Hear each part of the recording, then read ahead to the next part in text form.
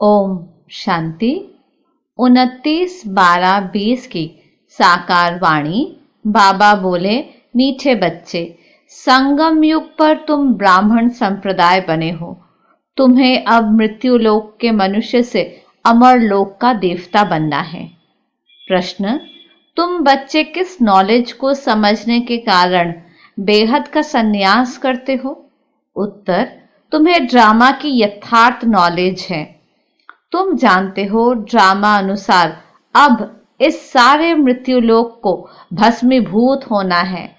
अभी ये दुनिया वर्थ नॉट ए पेनी बन गई है, हमें वर्थ पाउंड बनना है। इसमें जो कुछ होता है वो फिर हूबहू कल्प के बाद रिपीट होगा। इसलिए तुमने इस सारी दुनिया से बेहद का संन्यास किया है। गीत, आने वाले कल की तुम तकदीर हो। ओम शांति। बच्चों ने गीत की लाइन सुनी। आने वाला है अमरलोक, ये है मृत्युलोक। अमरलोक और मृत्युलोक का ये है पुरुषोत्तम संगम युग। आप बाप पढ़ाते हैं संगम पर, आत्माओं को पढ़ाते हैं, इसलिए बच्चों को कहते हैं आत्म अभिमानी हो बैठो। ये निश्चय करना है। हमको बेहद का बाप पढ़ाते हैं। हमारी एम ऑब्जेक्ट ये है, लक्ष्मी नारायण या मृत्युलोक के मनुष्य से अमर लोक का देवता बनना। ऐसी पढ़ाई तो कभी कानों से नहीं सुनी, ना किसको कहते हुए देखा जो कहे बच्चों तुम आत्म अभिमानी हो बैठो। ये निश्चय करो कि बेहद का बाप हमको पढ़ाते हैं। कौन सा बाप? बेहद का बाप निराकार शिव। अभी तुम समझते हो हम पुरुषोत्तम संगम युग पर है। अभी तुम ब्राह्मण संप्रदाय बने हो, फिर तुमको देवता बनना है। पहले शूद्र संप्रदाय के थे। बाप आकर पत्थर बुद्धि से पारस बुद्धि बनाते हैं। पहले सतो प्रधान पारस बुद्धि थे, अब फिर बनते हैं। ऐसे नहीं कहना चाहिए कि सतयुग के मालिक थे। सतयुग में विश्व के मालिक थे। फिर 84 जन्म ले सीढ़ी उतरते उतरते सतो प्रधान से सतो रजो तमो में आए हैं। पहले सतो प्रधान थे तो पत्थर बुद्धि थे, फिर आत्मा में खाद पड़ती है। मनुष्य समझते नहीं। बाप कहते हैं तुम कुछ नहीं जानते थे, ब्लाइंड फेथ था। सिवाय जानने के किसकी पूजा करना व याद करना, उसको ब्लाइंड फेथ कहा जाता है। और अपने श्रेष्ठ धर्म श्रेष्ठ कर्म को भी भूल जाने से वो कर्म भ्रष्ट धर्म भ्रष्ट बन पड़ते हैं। भारतवासी इस समय दैवी धर्म से भी भ्रष्ट है। बाप समझाते हैं वास्तव में तुम हो प्रवृत्ति मार्ग वाले। वही देवताएं जब अपवित्र बनते हैं तब देवी देवता कह नहीं सकते, इसलिए नाम बदल हिंदू धर्म रख दिया है। ये भी होता है ड्रामा प्लान अनुसार। सभी एक बाप को ही पुकारते हैं, हे पतित पावन आओ। वो एक ही गॉड फादर है जो जन्म मरण रहित है। ऐसे नहीं कि नाम रूप से न्यारी कोई चीज है। आत्मा का व परमात्मा का रूप बहुत सूक्ष्म है, जिसको स्टार व बिंदु कहते हैं। शिव की पूजा करते, शरीर तो है नहीं। अब आत्मा बिंदी की पूजा हो न सके, इसलिए उनको बड़ा बनाते हैं पूजा के लिए। समझते हैं शिव की पूजा करते हैं, परंतु उनका रूप क्या है वो नहीं जानते। ये सब बातें बाप इस समय ही आकर समझाते हैं। बाप कहते हैं तुम अपने जन्मों को नहीं जानते हो। 84 लाख योनियों का तो एक गपोड़ा लगा दिया है। अब बाप तुम बच्चों को बैठ समझाते हैं। अभी तुम ब्राह्मण बने हो, फिर देवता बनना है। कलयुगी मनुष्य है शूद्र। तुम ब्राह्मणों की एम ऑब्जेक्ट है मनुष्य से देवता बनने की। ये मृत्युलोक पतित दुनिया है। नई दुनिया वो थी जहां ये देवी देवताएं राज्य करते थे। एक ही इनका राज्य था। ये सारे विश्व के मालिक थे। अभी तो तमो प्रधान दुनिया है, अनेक धर्म है। ये देवी देवता धर्म प्राय लोप हो गया है। देवी देवताओं का राज्य कब था, कितना समय चला, ये वर्ल्ड की हिस्ट्री ज्योग्राफी कोई नहीं जानते। बाप ही आकर तुमको समझाते हैं। ये है गॉड फादरली वर्ल्ड यूनिवर्सिटी, जिसका एम ऑब्जेक्ट है अमर लोक का देवता बनना। इनको अमर कथा भी कहा जाता है। तुम इस नॉलेज से देवता बन काल पर जीत पाते हो। वहां कभी काल खा नहीं सकता, मरने का वहां नाम नहीं। अभी तुम काल पर जीत पहन रहे हो। ड्रामा के प्लान अनुसार भारतवासी भी 5 वर्ष या 10 वर्ष का प्लान बनाते हैं ना। समझते हैं हम राम राज्य स्थापन कर रहे हैं। बेहद के बाप का भी प्लान है राम राज्य बनाने का। वो तो सब है मनुष्य। मनुष्य तो राम राज्य स्थापन कर न सके। राम राज्य कहा ही जाता है सतयुग को। इन बातों को कोई जानते नहीं है। मनुष्य कितनी भक्ति करते हैं, जिस्मानी यात्राएं करते हैं। दिन अर्थात सतयुग त्रेता में इन देवताओं का राज्य था। फिर रात में भक्ति मार्ग शुरू होता है। सतयुग में भक्ति नहीं होती है, ज्ञान, भक्ति, वैराग्य, ये बाप समझाते हैं। वैराग्य 2 प्रकार का है। एक है हठयोगी निवृत्ति मार्ग वालों का, वो घर बार छोड़ जंगल में जाते हैं। अब तुमको तो बेहद का संन्यास करना है, सारे मृत्युलोक का। बाप कहते हैं ये सारी दुनिया भस्मीभूत होने वाली है। ड्रामा को बहुत अच्छी रीति समझना है। जूं मिसल टिक टिक होती रहती है। जो कुछ होता है फिर कल 5000 वर्ष बाद हूबहू रिपीट होगा। इसको बहुत अच्छी रीति समझकर बेहद का संन्यास करना है। समझो कोई विलायत जाते हैं, कहेंगे वहां हम ये नॉलेज पढ़ सकते हैं। बाप कहते हैं हाँ, कहाँ भी बैठ तुम पढ़ सकते हो। इसमें पहले 7 रोज का कोर्स लेना पड़ता है। बहुत सहज है। आत्मा को सिर्फ ये समझना होता है। हम सतो प्रधान विश्व के मालिक थे, तब सतो प्रधान थे, अब तमो प्रधान बन गए हैं। 84 जन्म में बिल्कुल ही वर्थ नॉट ए पेनी बन पड़े हैं। अब फिर हम पाउंड कैसे बने?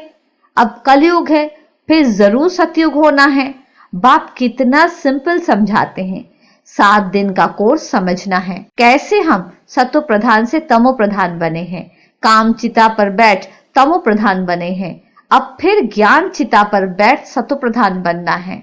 वर्ल्ड की हिस्ट्री ज्योग्राफी रिपीट होती है, चक्र फिरता रहता है ना। अभी है संगम युग, फिर सतयुग होगा। अभी हम कलयुगी विशेष बने हैं, सो फिर सतयुगी वाइसलेस कैसे बने?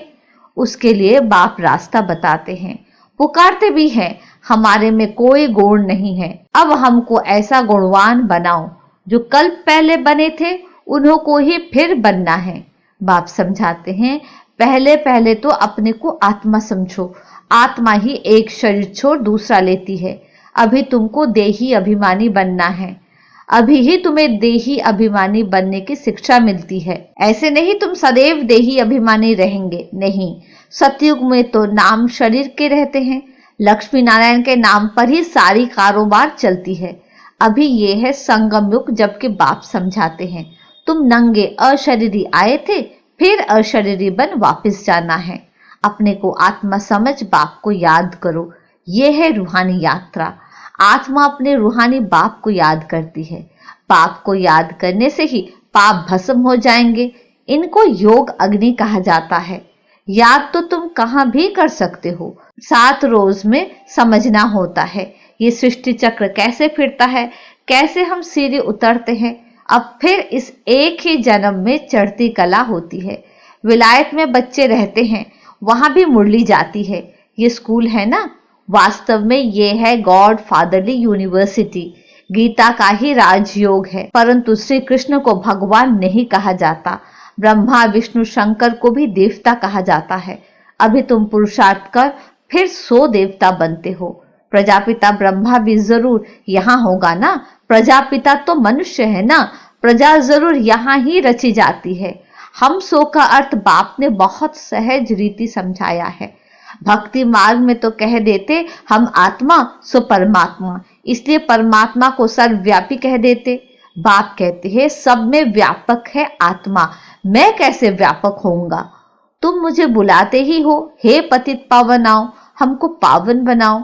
निराकार आत्माएं सब आकर अपना अपना रथ लेती है।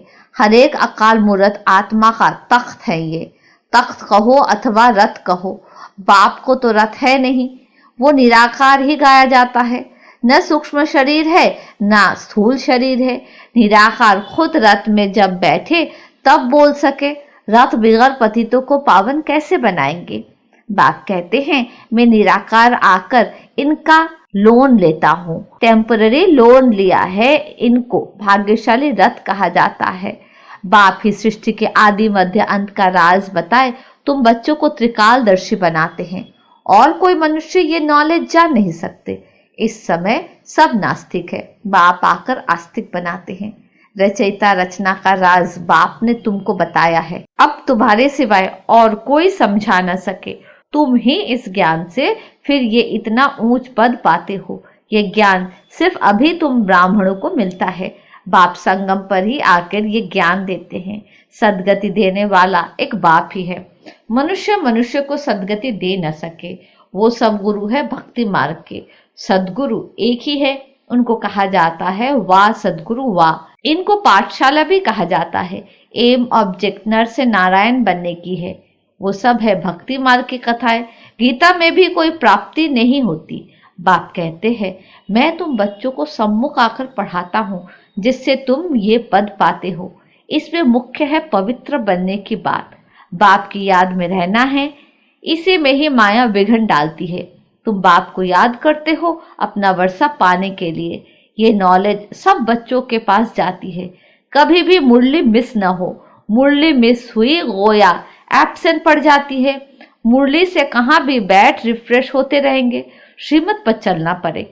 बाहर में जाते हैं तो बाप समझाते हैं पवित्र जरूर बनना है, वैष्णव होकर रहना है। वैष्णव भी दो प्रकार के होते हैं। वैष्णव वल्लभाचारी भी होते हैं परंतु विकार में जाते हैं, पवित्र तो है नहीं। तुम पवित्र वन विष्णु वंशी बनते हो, वहां तुम वैष्णव रहेंगे, विकार में नहीं जाएंगे। वो है अमर लोक, यह है मृत्यु लोक। यहाँ विकार में जाते हैं। अभी तुम विष्णुपुरी में जाते हो, वहां विकार होता नहीं। वो है वाइसलेस वर्ल्ड। योग बल से तुम विश्व की बादशाही लेते हो। वो दोनों आपस में लड़ते हैं, माखन बीच में तुमको मिलता है। तुम अपनी राजधानी स्थापन कर रहे हो। सभी को यही पैगाम देना है। छोटे बच्चों का भी हक है। शिव बाबा के बच्चे हैं ना, तो सबका हक है। सबको कहना है अपने को आत्मा समझो। माँ बाप में ज्ञान होगा तो बच्चों को भी सिखाएंगे। शिव बाबा को याद करो, सिवाय शिव बाबा के दूसरा ना कोई। एक ही याद से ही तमो प्रधान से सतो प्रधान बन जाएंगे। इसमें पढ़ाई बहुत अच्छी चाहिए। विलायत में रहते भी तुम पढ़ सकते हो। इसमें किताब आदि कुछ भी नहीं चाहिए। कहाँ भी बैठ तुम पढ़ सकते हो, बुद्धि से याद कर सकते हो। ये पढ़ाई इतनी सहज है। योग अथवा याद से बल मिलता है। तुम अभी विश्व के मालिक बन रहे हो। बाप राजयोग सिखाकर पावन बनाते हैं। वो है हठ योग, ये है राजयोग। इसमें परहेज बहुत अच्छी रीति चाहिए। इन लक्ष्मी नारायण जैसा सर्वगुण संपन्न बनना है ना, खान पान की भी परहेज चाहिए। और दूसरी बात, बाप को याद करना है तो जन्म जन्मांतर के पाप कट जाएंगे। इसको कहा जाता है सहज राजयोग, राजाई प्राप्त करने के लिए। अगर राजाई ना ली तो गरीब बन जाएंगे। श्रीमत पर पूरा चलने से श्रेष्ठ बनेंगे। भ्रष्ट से श्रेष्ठ बनना है, उसके लिए बाप को याद करना है। कल पहले भी तुमने ही ये ज्ञान लिया था जो फिर अब लेते हो। सतयुग में और कोई राज्य नहीं था, उसको कहा जाता है सुखधाम। अभी ये है दुखधाम, और जहां से तुम आत्माएं आई है वो है शांति धाम। शिव बाबा को वंडर लगता है दुनिया में मनुष्य क्या क्या करते हैं। बच्चे कम पैदा हो उसके लिए भी कितना माथा मारते रहते हैं। समझते नहीं ये तो बाप का ही काम है। बाप झट एक धर्म की स्थापना कर बाकी सब अनेक धर्मों का विनाश करा देते हैं एक धक से। वो लोग कितनी दवाइयाँ आदि निकालते हैं पैदाइश कम करने लिए। बाप के पास तो एक ही दवाई है, एक धर्म की स्थापना होनी है। वो समय आएगा सब कहेंगे ये तो पवित्र बन रहे हैं, फिर दवाई आदि की भी क्या दरकार है। तुमको बाबा ने ऐसी दवाई दी है मन मना भव की, जिससे तुम 21 जन्मों के लिए पवित्र बन जाते हो। अच्छा मीठे मीठे सिक्की लदे बच्चों प्रति माता पिता बाप दादा का याद प्यार गुड मॉर्निंग। रूहानी बाप की रूहानी बच्चों को नमस्ते। हम रूहानी बच्चों की रूहानी बाप को नमस्ते नमस्ते नमस्ते। धारणा के लिए मुख्य सार, पहली पॉइंट, पवित्र बनकर पक्का वैष्णव बनना है। खान पान की भी पूरी परहेज रखनी है। खान पान की भी पूरी परहेज करनी है। श्रेष्ठ बनने के लिए श्रीमत पर जरूर चलना है। दूसरी पॉइंट, मुरली से स्वयं को रिफ्रेश करना है। कहाँ भी रहते सतोप्रधान बनने का पुरुषार्थ करना है। मुरली एक दिन भी मिस नहीं करनी है। वरदान, जुदाई को सदाकाल के लिए विदाई देने वाले स्नेही स्वरूप भव। जो स्नेही को पसंद है वही स्नेह करने वालों को पसंद हो। यही स्नेह का स्वरूप है। चलना, खाना, पीना, रहना स्नेही के दिल पसंद हो। इसलिए जो भी संकल्प व कर्म करो तो पहले सोचो कि ये स्नेही बाप के दिल पसंद है। ऐसे सच्चे स्नेही बनो तो निरंतर योगी, सहज योगी बन जाएंगे। यदि स्नेही स्वरूप को समान स्वरूप में परिवर्तन कर दो तो अमर भव का वरदान मिल जाएगा और जुदाई को सदाकाल के लिए विदाई मिल जाएगी। स्लोगन, स्वभाव इजी और पुरुषार्थ अटेंशन वाला बनाओ। अच्छा, ओम शांति।